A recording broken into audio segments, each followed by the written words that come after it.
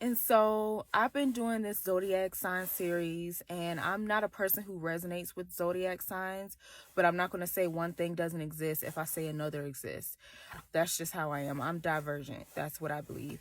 And speaking of divergent, this Gemini sign, Gemini Zodiac, is very, very special. I feel like, and someone once told me that Gemini literally says gem in I, like hidden gems. And I feel like Geminis look like they're just wondrously aiming, like aimlessly wondering, trying to figure out what they want to do in life, trying different things, having multiple talents, having multiple aspects to themselves, but they're really just discovering or trying to discover who they truly are inside. And it's just to the forefront. It's just in the public eye.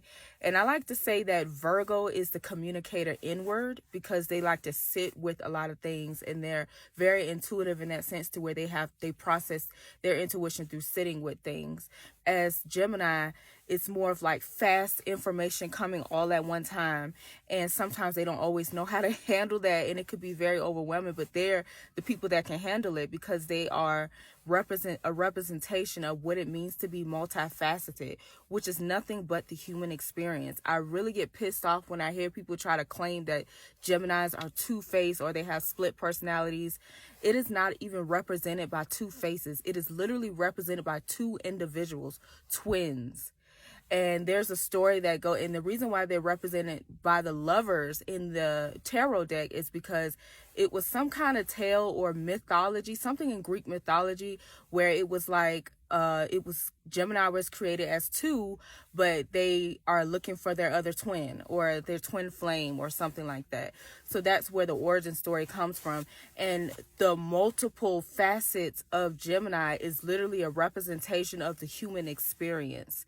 That's why it's so complex. That's why they rule the mind, because the mind can be anything it wants to be, and that correlates to you actually embodying what it is, who it is you want to become. And so Gemini is very, very complex, because the human experience is very, very complex, and they represent the human experience. And to be honest, they're the only zodiac sign that is represented by somewhat human characteristics. It's Gemini is what makes this world a reality, if that makes sense. And they also give me divergent energy, because they can be multiple things. And I also feel that way about Scorpio, because Scorpio has multiple layers to themselves. It's just in a more intense way than a Gemini, because Gemini is more flighty and more lighthearted and just going with the flow of the experience. As Scorpio, they feel so intensely all these different multiple facets of who they are. So that's a zodiac fact. And if you're going to call, the next time you try to call a Gemini two-faced or making fun of their multiple aspects of themselves, whether they have different personalities that may come out at different times, you're talking about yourself, because you do realize that you're not the same way in every setting. And if you are one way, who would want to live a life like that?